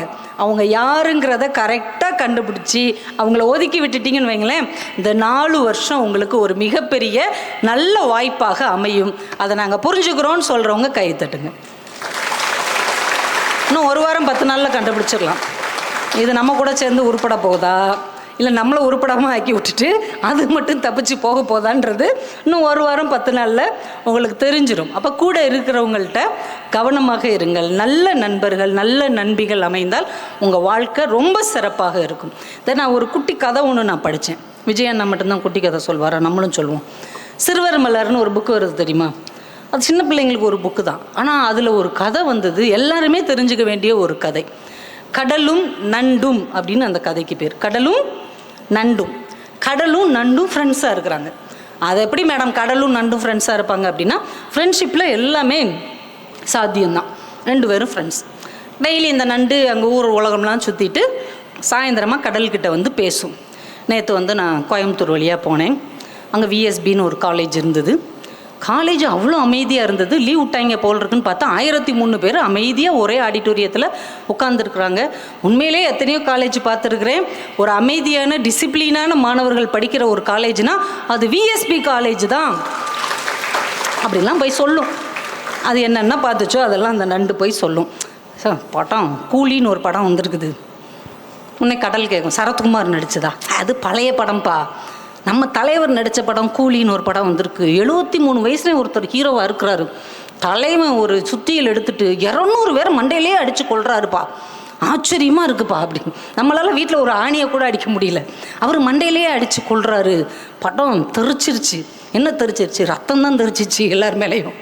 இப்படியெல்லாம் வந்து ஒவ்வொன்றையும் அது சொல்லிக்கிட்டே இருக்கும். கடல் ரொம்ப ஆச்சரியமாக கேட்டுட்ருக்கோம். அப்படியா ஏதோ நீ எனக்கு ஃப்ரெண்டாக இருக்கிறதுனால இந்த உலகத்தில் நடக்கிறதெல்லாம் நான் தெரிஞ்சுக்கிறேன்ப்பா, ரொம்ப தேங்க்ஸ்ப்பா அப்படின்னு 2 பேரும் நல்லா மனமொத்த நண்பர்களாக இருக்கிறாங்க. ஆனால் இந்த நண்டுக்கு ஒரு குணம் என்னென்னா, அந்த கடற்கரையில் அது நடந்து வரும்ல, நடக்கும்போது அந்த கடற்கரையில் அதோடைய சுவடு பதியும். அது பார்க்குறதுக்கு நட்சத்திரம் மாதிரி அழகாக இருக்கும். அதனால் அதை நின்று அதை ரசிச்சுக்கிட்டே வரும். தன்னுடைய வலைக்குள்ளே நுழையிறதுக்கு முன்னாடி திரும்பி பார்க்குமா, இந்த கடல் அலையை வச்சு அதை உடனே அழிச்சிரும். இது ஒவ்வொரு நாளும் நடக்குது. இது வரவங்கள படக்குன்னு அதை அழிச்சிருது. இந்த நண்டுக்கு மனசு என்னமோ பண்ணுது. நம்ம நண்பனுக்கு நம்ம மேலே ஏதோ பொறாமை இருக்குதோ, அதால் நடக்க முடியாது, நம்மளால் நடக்க முடியுது. அந்த பொறாமையில் இவன் நம்ம சூடு அழிச்சு விட்றானோ, இனிமேல் இவங்ககிட்ட ஃப்ரெண்ட்ஷிப் வச்சுக்கலாமா வேணாமா, ஒரு பொறாமைப்படுறவன்லாம் ஒரு நண்பனான்னு மனசுக்குள்ளே நினச்சிக்கிட்டே இருக்குது. இன்னொரு நாளைக்கு இதே மாதிரி பேசிட்டு வருது, வேகமாக அதை அழிச்சிருச்சு. இது வலையில் நின்று முறைச்சி பார்த்துக்கிட்டே இருக்குது. இன்னொரு நண்டு அந்த வழியாகவே போகுது. சரி, நம்ம சுவடை தான் இவன் அழிக்கிறான், அந்த எதிரியோடைய இன்னொரு நண்டோடைய சுவடை அழிக்கிறானான்னு பார்ப்போன்னு பார்த்துக்கிட்டே இருக்குது. அந்த நண்டோடைய சுவடை இதை அழிக்கவே இல்லை. அந்த நண்டு ஹாயாக நடந்து அந்த பக்கம் இருக்கிற ஒரு வலைக்குள்ளே போகுது. இதுக்கு செம்ம காண்டாயிருச்சு. உண்மையிலேயே இவன் நம்ம மேலே மட்டும்தான் பொறாமப்படுறான் அப்படின்னு நினச்சிக்கிட்டு இருக்கும் போதே அந்த வழியாக ஒரு நரி வருது. இந்த நண்டு நடந்து போன அந்த சுவடு இருக்கு இல்லையா, அதை அப்படியே ஃபாலோ பண்ணிக்கிட்டு போய் வலையில் இருக்கிற நண்டை கவக்குன்னு பிடிச்சி தின்றுச்சு. இப்போ தான் அந்த நண்டுக்கு ஒரு விஷயம் புரிஞ்சது. தன்னுடைய நண்பன் தன் சுவடுகளை அழிக்கவில்லை, தன்னுடைய வாழ்க்கையை காப்பாற்றி இருக்கிறான் என்ற உண்மை புரிந்தது. உடனே ஓடி வந்து மறுபடியும் அந்த கடற்கரையில் எழுதுச்சு, முன்பே காப்பான் அன்பே நட்பு. என்ன வார்த்தை? முன்பே காப்பான் அன்பே நட்புன்னு எழுதுச்சு. அதையும் அந்த கடல் படிச்சுட்டு உடனே அழிச்சிருச்சு. மாறல் நீதி அப்படின்னு அவங்க என்ன எழுதியிருந்தாங்கன்னா, தன்னுடைய நட்பு கெட்டாலும் பரவாயில்லை, நண்பன் கெடக்கூடாது என்று யார் நினைக்கிறார்களோ அவர்கள்தான் உண்மையான நண்பர்கள். அப்போ உண்மையான நண்பர்கள் உங்களை சுற்றி இருக்கிறாங்களா அப்படின்னு பாருங்கள். அப்படிப்பட்ட உண்மையான நண்பர்கள் உங்களுக்கு அமைந்தார்கள் என்றால் அவர்களை தக்க வைத்து கொள்ளுங்கள்.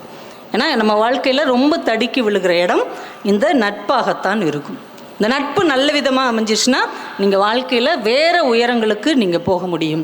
அதே நட்பு கொஞ்சம் ஏறுக்கு மாறாக அமைந்து விட்டால் நம்ம எங்கே போய் நிற்போம் அப்படிங்கிறதே நமக்கு தெரியாது. ஆனால் நல்ல நட்பை இந்த 4 வருஷம் நல்லா ஸ்ட்ராங்காக பிடிச்சிக்கோங்க. இப்போ உங்கள் அம்மா அப்பாவே வர்றாங்க, நீங்கள் ஒரு பையனை கூப்பிட்டு, மா இவன்தாம்மா என் ஃப்ரெண்டு அப்படின்னு சொல்லும் போது கம்பீரமாக இருக்குமா இருக்காதா? நீங்கள் ஒரு பொண்ணை கூப்பிட்டுமா, இவதாம்மா என் ஃப்ரெண்டு, எனக்கு தெரியாதெல்லாம் இவ ஹெல்ப் பண்ணுவா, நல்ல பொண்ணுமா அப்படின்னு சொல்லும் போது உங்களுக்கு கெத்தாக இருக்குமா இருக்காதா? ஆனால் யாரோ ஒருத்தையை லவ் பண்ணுறோங்கிறத வீட்டில் சொல்ல முடியுமா? அதை மறைச்சு தான் சொல்ல முடியும். உலகத்தில் நாய் பேய் எல்லாம் தான் காதலிக்குது.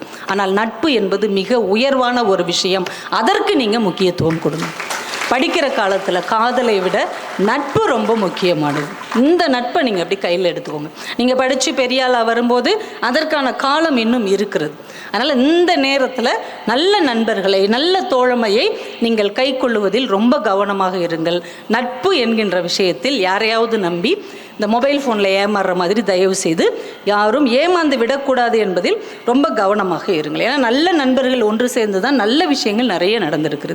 கூகுளாக இருக்கட்டும், மைக்ரோசாஃப்டாக இருக்கட்டும், எல்லா மிக முக்கியமான பிரபலமான கம்பெனிகளும் 2-3 நண்பர்கள் ஒன்று சேர்ந்து தொடங்கினது தான் இன்றைக்கி இந்த உலகத்தையே ஆண்டு கொண்டிருக்கிறது என்றால், இன்னும் ஒரு 5-10 வருஷம் கழித்து இந்த விஎஸ்பியில் இருக்கிற மாணவர்கள் நண்பர்களாக இருந்து இதை சாதித்தார்கள் என்று தமிழ்நாடே, இந்தியாவே பேசும்படியாக நாங்கள் நடந்து கொள்வோம் என்று உங்களால் சொல்ல முடிந்தால் ஒரு கைத்தட்டல் கொடுங்க. உண்மையிலே ரொம்ப நன்றி. உங்களுக்கு எவ்வளோ நம்பிக்கை இருக்குது பார்த்தீங்களா? இந்த நம்பிக்கையை 4 வருஷம் உங்களை விட்டு போகாமல் பார்த்துக்கோங்க. ஏன்னா ஏன் இவ்வளோ சொல்கிறோம்னா, இந்த உலகம் அப்படி இருக்கிறது. எதையாவது செஞ்சு சக மனிதர்களை ஏமாற்றுவதில் ரொம்ப குறியாக இந்த உலகம் இருக்கிறது.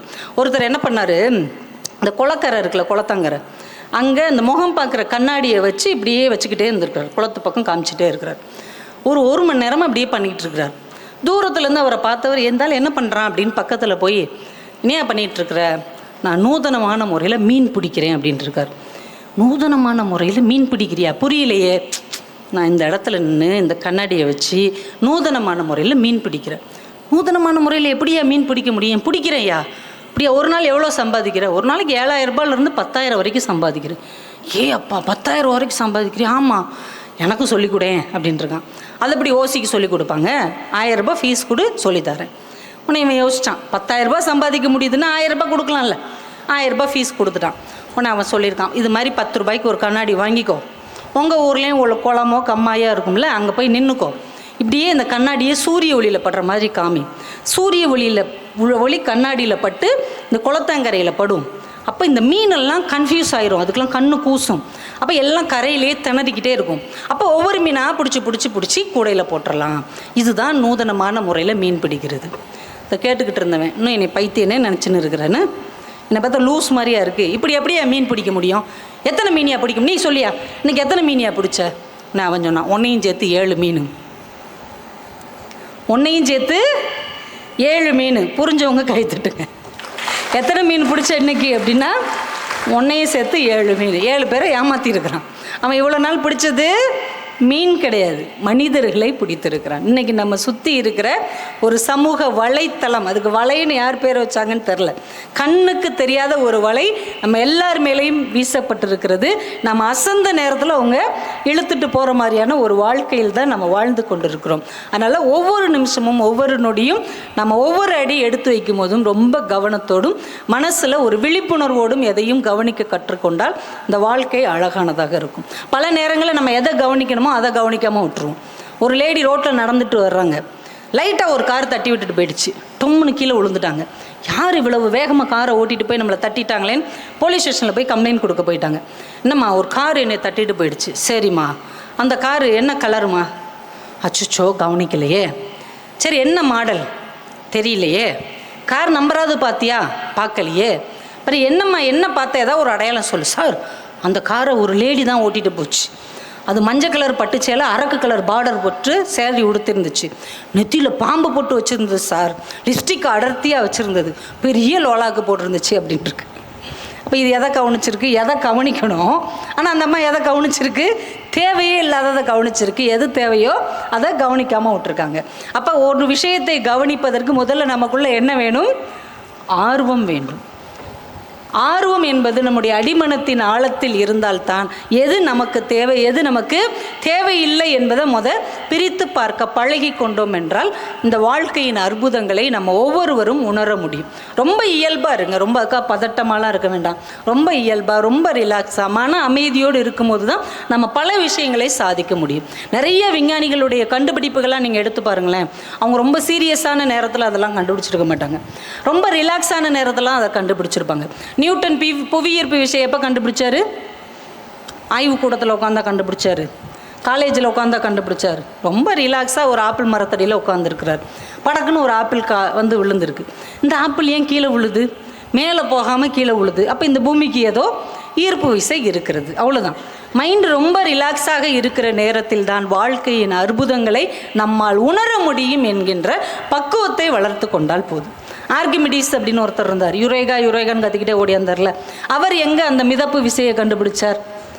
அவரும் அந்த மிதப்பு விதியை ஜாலியாக பாத்டப்பில் குளிக்கும் போது தான் கண்டுபிடிச்சார். அதனால் உங்கள் வாழ்க்கையில் எதையுமே ரொம்ப டென்ஷனாக மனசுக்குள்ளே போட்டு இறுக்கமாக்கிக்கிடாதீங்க. ஐயோ 4 வருஷம் படிக்கணுமே, ரொம்ப கஷ்டமாக இருக்குமா, ஃபஸ்ட் இயரில் மேத்ஸ் ரொம்ப சிரமமாக இருக்குமா, ரொம்ப ஸ்ட்ரிக்டாக இருப்பாங்களா, அப்போலாம் மன அழுத்தத்தோடு இருக்காங்க. இது உங்கள் வீடு. இன்னும் 4 வருஷம் நீங்கள் வாழப்போகிற உங்களுக்கு சொந்தமான ஒரு வீடு. அப்போ நம்ம வீட்டில் நம்ம ரிலாக்ஸாக இருப்போம்ல. இங்கே உள்ளவங்க யாருமே உங்களுக்கு எதிரிகள் கிடையாது. இங்கே இருக்கிறவங்க எல்லாருமே நீங்கள் நல்லா இருக்கணும் அப்படிங்கிறதுக்காகவே இங்கே பணிபுரியக்கூடியவர்கள். அவங்கள பார்க்கும் போதே ஐயோ பதட்டமாக இருக்குது, டான் படத்தில் வர்ற பூமிநாதன் மாதிரியே இருக்காரு அப்படிலாம் நினைக்கக்கூடாது. அவர் உங்களுக்காகத்தான் இருக்கிறார். அவங்க உங்களுக்காகத்தான் இந்த உலகத்திலே படைக்கப்பட்டிருக்கிறார்கள். நான் ஒன்று உங்களுக்கு சொல்லட்டா, ஃப்ரெண்ட்ஸ், நல்ல ஃப்ரெண்ட்ஸுக்கு அடுத்தபடியாக நம்ம வாழ்க்கையில் ரொம்ப முக்கியமானவங்க ஆசிரியர்கள் தான். ஆசிரியர்கள் தான் நண்பர்களுக்கு அடுத்தபடியாக நம்ம வாழ்க்கையில் ரொம்ப முக்கியமானவர்கள். ஏன் தெரியுமா? இந்த உலகத்திலேயே யாரோ பெத்த பிள்ளைய என் பிள்ளை என்று சொல்லக்கூடிய தகுதியும் உரிமையும் கொண்ட ஒரே இனம் ஆசிரியர் இனம் மட்டும்தான். இப்போ பிரின்சிபால் சார்கிட்ட பேசும்போதே அவர் சொன்னார், மேடம் பிள்ளைங்க ரெடி ஆயிடுவாங்க, நம்ம பிள்ளைங்க இன்னும் கொஞ்சம் நேரத்தில் வந்து உட்காந்துருவாங்க, அப்புறம் போவோம். நம்ம பிள்ளைங்க நீங்கள் யாரை கேட்டாலும் சொல்லுவாங்க, எங்கள் பிள்ளைங்க ஃபஸ்ட் இயரில் 1300 பிள்ளைங்க இருக்கிறாங்க, செகண்ட் இயரில் இத்தனை பிள்ளைங்க குவாலிஃபை ஆகிருக்காங்க, ஃபைனல் இயரில் எங்கள் பிள்ளைங்க இத்தனை அச்சீவ்மெண்ட் பண்ணியிருக்காங்க. நீங்கள் அவங்க பிள்ளையா? அவங்கள பெற்றெடுத்தார்கள் இல்லை தானே? ஆனால் இந்த கேம்பஸ்குள்ளே நீங்கள் வந்துட்டிங்கன்னா நீங்கள் அவங்க பிள்ளைகள் தான். அதனால் ரொம்ப ரிலாக்ஸாக இருங்க. உங்களுக்கு தெரியாதா அவங்கள்ட்ட கேளுங்க. உங்களுக்கு ஒரு பிரச்சனை என்றால் தைரியமாக அவங்ககிட்ட போய் சொல்லுங்கள். உங்களுக்காகத்தான் அவர்கள் இருக்கிறார்கள். ஆசிரியர் என்பவர்கள் உங்களை உயர்விக்க பிறந்தவர்கள் என்பதை தயவு செய்து கல்லூரி காலத்திலேயாவது புரிந்து கொள்ளும். ஏன்னா ஸ்கூல் டைமில் தான் உட்காந்து ஒவ்வொருத்தங்களுக்கு ஒரு பட்டப்பேர் வச்சுக்கிட்டுலாம் இருந்திருப்போம். பட்டப்பேர் வைக்கிறதெல்லாம் ஒரு ஜாலியான விஷயந்தான். ஆனால் அதையும் தாண்டி அவங்க ரொம்ப புனிதமானவர்கள் அப்படிங்கிறத நம்ம புரிஞ்சுக்கணும். வாழ்க்கையில் வெற்றி பெற்ற நிறைய பேருடைய கோட்ஸு அவங்க என்ன சொல்கிறாங்க அப்படின்னா, ஆசிரியர்களுக்கு தான் முக்கியமான இடத்தை கொடுக்குறார்கள். உலகத்தில் த கிரேட் என்று சொல்லக்கூடிய மாவீரன் அலெக்சாண்டர் தன் வாழ்க்கையில் ஒரு வார்த்தை பதிவு செய்கிறான், இந்த உலகத்திற்கு நான் வருவதற்கு என் பெற்றோர்கள் காரணம், இந்த உலகம் என்னிடம் வருவதற்கு என் ஆசிரியர்கள் தான் காரணம் என்று அவன் பதிவு செய்கிறான். ஆசிரியர்கள்ங்கிறவங்க ரொம்ப முக்கியமானவங்க. நம்ம பேரண்ட்ஸு நம்மளை காலேஜில் கொண்டு வந்து சேர்த்துட்டாங்க, அவ்வளோதான். ஆனால் நமக்கு எது வரும் எது வராது அப்படிங்கிறத பார்த்த உடனே பழகிய கொஞ்ச நாட்கள்லேயே கணிக்கக்கூடிய ஆற்றல் ஆசிரியர்களுக்கு தான் உண்டு. நீங்கள் நல்லா பாட்டு பாடுறவங்க, நல்லா பேசுகிறவங்க, நல்லா விளையாடுறவங்க, இந்த மாதிரி கலை விளையாட்டுத் துறையில் யாரெல்லாம் ஜெயிச்சிருக்காங்களோ அவங்கள்ட்ட பூரா சொல்லுங்கள், சார் எனக்கே தெரியாது இதெல்லாம் என்னால் முடியும்னு, ஆனால் எங்கள் டீச்சர் தான் எனக்கு சொன்னாங்க, எங்கள் சார் தான் சொன்னார் உன்னால் இதை முடியும்னு, அவங்க தான் எனக்கு சொன்னாங்கன்னு உங்களை மடைமாற்றக்கூடிய, நல்வழிப்படுத்தக்கூடிய, உங்களுக்குள் மறைந்து கிடைக்கிற திறமைகளை வெளிக்கொணரக்கூடிய ஆற்றல் ஆசிரியர்களுக்கு தான் உண்டு. கேரளாவில் ஒரு வீடு, அம்மா அப்பா ஏதோ சாதாரண கப்பக்கிழங்கு பறிக்கிற மாதிரியான ஒரு வேலைக்கு போகிறவங்க, ஒரு பாப்பா ஸ்கூல் படிக்குது, ஒரு தம்பி தவழ்கிற வயசில் ஒரு தம்பி, ஒரு சின்ன பாப்பா தொட்டில்ல. இதுதான் அவங்க குடும்பம், சின்ன குடும்பம் தான். அந்த தெருவில் என்ன பண்ணுவாங்கன்னா, வெள்ளிக்கிழமை செவ்வாய்க்கிழமை பிள்ளையார் கோயிலில் ஏதோ பூஜை நடக்கும். பூஜை நடக்கிறப்ப எல்லாருக்கும் பொங்கல், புளியோதரை, சுண்டல் இதெல்லாம் கொடுப்பாங்க. இந்த பொண்ணு என்ன பண்ணும், இவங்க அம்மா அப்பாலாம் வேலைக்கு போயிட்டு வர ரொம்ப லேட் ஆகும். அதனால் இந்த பூஜை மணி சத்தம் கேட்டவுடனே ஒரு கிண்ணத்தை தூக்கிட்டு குடுக்குடுன்னு ஓடும். உடனே பூஜாரி இவங்களுக்கு பொங்கலோ சுண்டலோ அன்னைக்கு என்ன பிரசாதமோ கொடுப்பார். வாங்கிட்டு வேகமாக ஓடி வந்து வச்சுட்டு தவண்டுக்கிற இருக்கிற தம்பியை தூக்கி இடுப்பில் வச்சுட்டு இன்னொரு கிண்ணத்தை தூக்கிட்டு ஓடும். இந்த பூசாரி கேட்பார், இப்போ தானே நீ வந்த அப்படின்னு. அது எனக்கு, இது என் தம்பிக்கு, அவனுக்கு கொடுங்க. உடனே மறுபடியும் அவர் கொஞ்சம் கொடுத்து விடுவார். குடுக்குடுன்னு வேகமாக ஓடி வந்து கிண்ணத்தை வச்சுட்டு தம்பியை இறக்கி விட்டுட்டு தொட்டில் தூக்கிட்டு இருக்கிற பாப்பாவை தூக்கி தோளில் போட்டு இன்னொரு கிண்ணத்தை தூக்கிட்டு ஓடும். பிரசாதம் தீரம் உள்ள ஓடும். ஏய் 2 தடவை வந்தேல, மொதல் எனக்கு, 2வது தம்பிக்கு, இது பாப்பாவுக்கு அப்படிங்கும். சரி மறுபடியும் அவர் கொடுத்துடுவார், குடுக்குடுன்னு ஓடி வந்துடும். அம்மா அப்பா வரும்போது இந்த பிரசாதத்தை அவங்க கொடுத்தோடனே அவங்க சாப்பிடுவாங்கள்ல, இந்த பிள்ளைக்கு ஒரு சந்தோஷம், நம்மளும் நம்ம அம்மா அப்பாவுக்கு ஏதோ ஒன்று செஞ்சிட்டோம் அப்படின்னு. இப்படியே ஒரு நாள் இப்படி ஓடிக்கிட்டு இருக்கும்போது அவங்க ஸ்கூல் டீச்சர் தற்செயலாக அந்த தெரு வழியாக வர்றாங்க. இந்தாங்கவா, என்ன பிள்ளைங்கிட்டு ஓடிட்டே இருக்கிற மிஸ், இந்த மாதிரி எங்கள் அம்மா அப்பா நாங்கள் கஷ்டப்படுறவங்க, அம்மா அப்பா வர லேட் ஆயிரும், அதனால நான் இந்த வெள்ளிக்கிழமை செவ்வாய்க்கிழமை பிரசாதம் கொடுக்கும்போது எனக்கு என் தம்பிக்கு தங்கச்சிக்குன்னு ஓடி ஓடி பிரசாதம் வாங்கி அம்மா அப்பாவுக்கு வச்சுருப்பேன், அதில் எனக்கு ஒரு சின்ன சந்தோஷம். சரிப்பா அப்படின்ட்டு போயிட்டாங்க. கொஞ்ச நாள் போகுது, அவங்க ஸ்கூலில் ஒரு ஓட்டப்பந்தயம் வைக்கிறாங்க. நிறைய பிள்ளைங்க வந்து கலந்துக்கிறாங்க. இந்த பிள்ளை அது பாட்டு கூட்டத்தில் எங்கிட்டோ இருக்குது. மிஸ் வந்து இங்கே வா அப்படின்னு கூப்பிட்றாங்க. என்ன போட்டியில் கலந்துக்கோ. ஐயோ எனக்கு இதெல்லாம் பழக்கமே இல்லை, நான் அப்பெல்லாம் ஓடினதே இல்லை. இங்கே வா, நான் சொல்கிறத மட்டும் கேளு, இந்த கோட்டுக்கிட்ட நின்றுக்கோ, அங்கே ஒரு கோடு இருக்குல்ல, ஆமாம் அங்கே தான் பிள்ளையார் கோயில் இருக்குன்னு நினச்சிக்கோ. உன் தம்பிக்கும் தங்கச்சிக்கும் பிரசாதம் வாங்கணும், அம்மா அப்பா பசியோடு இருக்காங்கன்னு மட்டும் நினச்சிக்கோ. 1 2 3ன்னு சொல்லுவாங்க, நீ பாட்டுக்கு ஓடிரு. சரி டீச்சர் அப்படின்னு போய் நின்றுச்சு அந்த பிள்ளை. 1 2 3 தான் சொன்னாங்க. அவளுக்கு அங்கே எல்லைக்கோடு தெரியவில்லை, அவள் குடும்பத்தின் வறுமை கோடு மட்டுமே தெரிந்தது. ஒரே ஓட்டம் முதல் பரிசு. அந்த பொண்ணு தான் பிற்காலத்தில் இந்தியாவின் தங்க மங்கை என்று கொண்டாடப்பட்ட PT உஷா என்று வரலாறு பதிவு செய்திருக்கிறார். இப்போ நாம் யாராக இருக்கிறோம், நமக்குள் நாம் யாராக இருக்கிறோம் என்பதை கண்டறியக்கூடிய ஆற்றல் பெற்ற ஆசிரியர்கள் நம்மக்கிட்ட ஒரு நல்ல விஷயம் சொன்னாங்கன்னா அதை காது கொடுத்து கேட்க பழகினோம் என்றாலே நம்ம வாழ்க்கையில் ஒரு புதிய ஜன்னல், புதிய மாற்றம், ஒரு ஐ ஓப்பன்டான ஒரு விஷயம் நடப்பதற்கு வாய்ப்பு இருக்கிறது. வாழ்க்கையில் இன்னும் 2 பேர் இருக்கிறாங்க. நீங்கள் யாருக்காக படிக்கணும், எதுக்காக படிக்கணும் அப்படிங்கிறதெல்லாம் நான் சொல்ல வரல. ஆனால் நீங்கள் யாரை மகிழ்விக்க படிக்கணும் அப்படிங்கிறத மட்டும் ஞாபகம் வச்சுக்கோங்க. இந்த காலேஜுக்குள்ளே வரும்போது எவ்வளோ நம்பிக்கையோட 2 ஜீவன்கள், நல்லா படிக்கணும்ப்பா, நீ நல்லா படித்தாதான்ப்பா எங்களுக்கு சந்தோஷமாக இருக்கும் அப்படின்னு கொண்டு வந்து விட்டுட்டு போனாங்கல்ல. அதில் ரொம்ப முக்கியமான ஒருத்தர் யார்? நம்ம ஹீரோ. நம்ம ஹீரோ யார்? நம்ம அப்பா தானே. அதுவும் பொம்பளை பிள்ளைங்களுக்குன்னா அப்பா தான் ரொம்ப செல்லம்னு. எங்கள் ஊர் பக்கம்லாம் அப்பாக்கள் வந்து பொம்பளை பிள்ளைய பேர் சொல்லியே கூப்பிட மாட்டாங்க. உங்கள் ஊரில் எப்படி கூப்பிடுவாங்கன்னு தெரில. எங்கள் ஊர்லெலாம் பாப்பான்னு தான் கூப்பிடுவாங்க. இங்கே எப்படி கூப்பிடுவாங்களா? கூப்பிட மாட்டாங்க. எங்கள் ஊரில் பாப்பா தான். அது எத்தனை வயசானாலும் சரி, 5 வயசாக இருந்தாலும் பாப்பா தான். அதுவே பீப்பா மாதிரி இருக்கும், அப்போயும் அது பாப்பா தான். பாப்பா வந்துச்சா, பாப்பா சாப்பிட்டுச்சா, பாப்பா தூங்குச்சா அப்படின்னு தான் கேட்பார். ஆம்பளை பையங்களுக்கும் பேரே கிடையாது. எங்கள் ஊர் பக்கம் ஒரே பேர் தான். இந்த எருமை மாடு வந்துச்சா, எருமை மாடு ஊரெல்லாம் சுற்றிக்கிட்டு எப்போ தான் வருதுன்னு பார்க்குறேன். ஏன்னா அப்பாக்களுக்கு பொம்பளை பிள்ளைங்கன்னா அப்படி ஒரு ஆசை, அப்படி ஒரு உயிர். பொம்பளை பிள்ளைங்க என்ன செஞ்சாலும் என் குலதெய்வம், என்ன பெத்த ஆத்தா அப்படிலாம் சொல்லுவாங்களா அவங்க அப்பா. வீட்டில் எதுனாலும் யாருக்கு ஃபஸ்ட்டு ப்ரிஃபரன்ஸ்? ஆம்பளை பையனும் பொம்பளை பிள்ளைய இருந்தால் அப்பா யாருக்கு முக்கியத்துவம் கொடுப்பார்? பெண் குழந்தைகளுக்கு தான் முக்கியத்துவம் கொடுப்பார். ஏன் சார் ஆம்பளை பையங்கன்னு ஒருத்தன் இருக்கிறான், அவன்லாம் உங்கள் கண்ணுக்கு தெரிலையா அப்படின்னா, அவன் பாட்டுக்கு இங்கே தாங்க இருக்க போகிறான். இந்த பிள்ளைங்க கொஞ்சம் வருஷம் நம்ம கூட இருந்துட்டு வேறு எங்கேயோ வாழ போகிற பிள்ளைங்க தானே. நான் மகாராஜாவாக இல்லாட்ட கூட என் பிள்ளை இளவரசியாகத்தான் வாழ வேண்டும் என்று ஒரு மனிதன் இந்த உலகத்தில் நினைப்பான் என்றால் அது நம்ம அப்பாவாக மட்டும்தான் இருக்க முடியும். உங்களுக்கு விலை உயர்ந்த எல்லாமும் கிடைக்கணும், தனக்கு எது கிடைச்சாலும் கிடைக்காட்டாலும் கவலைப்படாமல் இருக்கிற ஒரு ஜீவன் நம்முடைய அப்பா மட்டும்தான். இந்த உலகத்திலே அப்பாவுக்கு ஒரே ஒரு கவலை தான் இருக்கும். என்ன கவலை தெரியுமா? தன் பிள்ளைகள் ஒரு பொருளை ஆசைப்பட்டு கேட்டு அதை வாங்கி கொடுக்க முடியவில்லை என்றால் மட்டும்தான் ஒரு அப்பா கவலைப்படுவாரே தவிர வேறு எதுக்காகவும் ஒரு அப்பா கவலைப்படவே மாட்டார். என்னைக்காவது அப்பா அழுது நீங்கள் பார்த்துருக்குறீங்களா? அப்பாவுக்கெலாம் அழவே தெரியாது. அந்த ஆள் இரும்பில் செஞ்சு வச்சுருக்குறாங்க, அவர் மனசை மரக்கட்டையில் செஞ்சு வச்சுருக்கிறார் கடவுள். அப்படியா? அவருக்கும் வருத்தம் இருக்க தானே செய்யும். அவருக்கு பிரச்சனை இருக்கும்ல, அவருக்கும் சோகம் இருக்கும். வேலை பார்க்குற இடத்துல ரொம்ப அவமானம் இருக்கும். நீங்கள் வாய்ப்பு இருந்தால் என்னைக்காச்சும் உங்கள் அப்பாவுக்கே தெரியாமல் உங்கள் அப்பா வேலை பார்க்குற இடங்களுக்கு போய் பாருங்கள்.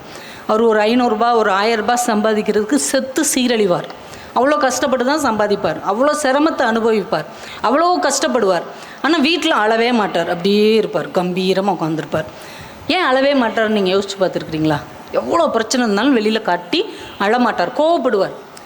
அவருடைய ஆற்றாமையை கோவத்தால் காட்டுவாரே தவிர அழுகையில் காட்டவே மாட்டார். அம்மாவை ஈஸியாக அழ வச்சிடலாம் தெரியுமா? அம்மாவை அழ வைக்கிறதுக்கு நான் ஒரு ஐடியா சொல்கிறேன். இன்றைக்கி சாயந்தரம் வீட்டுக்கு போனோடனே டிஃபன் பாக்ஸ் அப்படி தூக்கி போட்டு, நீ செஞ்சு கொடுத்ததுக்கெலாம் பேர் வெஜிடபிள் பிரியாணியா? இந்த பிரியாணின்னு சொன்னால் அந்த டிஃபன் பாக்ஸே நம்பாது. என் பக்கத்தில் தர்ஷினின்னு ஒருத்தி உட்காந்துருந்தா, அவங்க அம்மா செஞ்சு கொடுத்துருக்காங்க பாரு பிரியாணி, அதுதான் பிரியாணி அப்படின்னு மட்டும் சொல்லுங்கள். உங்கள் அம்மா 1.5 மணி நேரம் உட்காந்து ஆளும். உன்னையெல்லாம் நான் படிக்க வச்சு காலையில் 5 மணிக்கு நான் எழுந்திரிச்சு எரும மாடு மாதிரி நீ தூங்கிக்கிட்டு இருந்த உன்னை எழுப்பி விட்டு அப்படின்னு உங்கள் அம்மா 1.5 மணி நேரம் ஆளும். ஆனால் அப்பா அழவே மாட்டார். அப்பா அழவே மாட்டார். ஏன்? தன்னுடைய ஒரு சொட்டு கண்ணீர் தன்னுடைய குடும்பத்தின் வலிமையை இழந்து விடக்கூடாது என்பதற்காக அப்பா ஒருபோதும் குடும்பத்துக்கு முன்னாடி அழமாட்டார். தான் காயப்பட்டது தெரிந்தால் இந்த குடும்பம் உடைந்து விடும் என்கின்ற கவலையில் பயத்தில் அப்பா அழவே மாட்டார். அப்படிப்பட்ட அப்பாவுக்கு நம்ம ஏதாவது செய்யலாமா? எதாவது செய்யலாமா? நம்மளை கொண்டு வந்து இந்த ஜெயிலில் அடைச்சிட்டார், இவருக்கு என்ன செய்கிறது அப்படின்னு நினைக்காம நம்மளை ஒரு நல்ல இடத்துல உட்கார வச்சுருக்கிறார். அவருக்கு எதாவது செய்யலாமா? என்ன செய்யலாம்? ஒரு ஷர்ட் வாங்கி கொடுப்போமா? நல்ல ஒரு பிராண்டட் ஷர்ட். இது வரைக்கும் நிறைய அப்பாக்கள் பிராண்டட் ஷர்ட்டே போட மாட்டாங்க, பார்த்துருக்கீங்களா? காஸ்ட்லியான ஷர்ட் போட மாட்டாங்க. வாங்கி கொடுக்கலாமா? இல்லை ஒரு காஸ்ட்லியான ஷூ, வாட்ச், நல்ல பிராண்டடாக ஒரு 8,000 ரூபா 10,000 ரூபாய்க்கு ஒரு வாட்ச் வாங்கி கொடுக்கலாமா? அப்பாவுக்கு கொடுப்போமா? யார் காசில் வாங்கி கொடுக்குறது? நம்ம தான் சம்பாதிக்கலையே, அதுவும் அவர் காசில் தான் வாங்கி கொடுக்க முடியும். அப்போ அவர் காசையே வாங்காமல், அவர்கிட்ட ஒரு பைசா கூட எதிர்பார்க்காம அவருக்கு நம்ம என்ன வாங்கி கொடுக்கலாம்? நல்ல பேர் வாங்கி கொடுக்கலாமா? இந்த 4 வருஷம் இந்த காலேஜை விட்டு போகிறதுக்குள்ள எந்த ஒரு பிரச்சனையும் இல்லாத நல்ல பையன், நல்ல பொண்ணு, உங்களை மாதிரி பிள்ளை வளர்க்க முடியாது சார் அப்படிங்கிற நல்ல பேரை எங்கள் அப்பாவுக்கு நான் வாங்கி தருவேன்னு சொல்கிறவங்க கைத்தட்டு. சூப்பர். இந்த காட்சியை பார்த்தாலே உங்கள் அப்பா அழுதுருவார். அப்போ நம்ம இங்கேருந்து போகும்போது எப்படி நம்மளை கொண்டு வந்து விட்டாங்களோ அதே மன திருப்தியோடு அவங்க ரிட்டன் போகிற மாதிரியான ஒரு கம்பீரத்தை நம்ம அப்பாவுக்கு கொடுப்போம். அம்மாவுக்கு என்ன கொடுக்கலாம்? அம்மாவுக்குலாம் ஒன்றும் கொடுக்க வேண்டாம் மேடம், நீ நல்லா சமைச்சம்மான்னு பொய் சொன்னாலே அம்மா சந்தோஷமாக இருப்பாங்க. இல்லை, அதுவும் ஆம்பளை பசங்க பூரா அம்மா செல்லம் தான், அப்படி தானே? ஆம்பளை பையன் எப்படி உருப்படாமல் போனாலும் அம்மா வந்து நம்புவாங்க. இந்த உலகத்திலே பசங்களை ரொம்ப அதிகமாக நம்புகிற ஒரே ஒரு ஆத்மா நம்ம வீட்டில் இருக்குன்னா அது அம்மா மட்டும்தான். ஊரே சொல்லும், உங்கள் மகனாக்கா உருப்பட மாட்டான், உருப்படவே மாட்டாங்க்கா, நேரமும் மொபைல் தான்க்கா பார்த்துக்கிட்டு இருக்கான், 24 மணி நேரமும் இப்படியே தலை பாருங்கள், ஒரு நாள் இப்படியே ஆக போகுது உங்கள் மகனுக்கு, தலையை வேறு இப்படி நட்டுக்கு குச்சி மாதிரி வச்சுருக்கான், உருப்பட மாட்டான். அம்மா என்ன சொல்லுவாங்க? உலகம் என்ன வேணால் சொல்லட்டும், எனக்கு தெரியும், ஆணி போய் ஆவணி வந்தால் என் பிள்ளை டாப்பாக வரும் சொல்லுவாங்களா இல்லையா? யார் என்ன சொன்னாலும் என் பிள்ளையை பற்றி எனக்கு தெரியும் என்று உங்களை நம்புகிற ஒரே ஒரு பெண் இந்த உலகத்தில் இருக்கிறாள் என்றால் அது உங்கள் அம்மாவை தவிர வேறு யாரும் கிடையாது. நீங்கள் படிக்கிறத வச்சு, உங்களுடைய அழகை பார்த்து, உங்களுடைய ஸ்டைலை பார்த்து, உங்களுடைய திறமையை பார்த்து எத்தனையோ பேருக்கு உங்களை பிடிக்கலாம் ஃப்யூச்சரில். ஆனால் நீங்கள் எப்படி இருப்பீங்கன்னே தெரியாமல் நீங்கள் கருவில் இருக்கும் போதே உங்களை காதலித்த முதல் பெண் உங்கள் அம்மாவை தவிர இந்த உலகத்தில் யாருமே கிடையாது. அதனால் உலகம் என்ன சொன்னாலும் எங்கள் அம்மா 4 வருஷம் எங்கள் அம்மாவுக்கு நான் நல்ல பிள்ளையாக இருப்பேன் அப்படிங்கிற ஒரு உறுதிமொழியை நீங்கள் எல்லோரும் ஒரு கைத்தட்டல் மூலமாக எனக்கு தர வேண்டும்.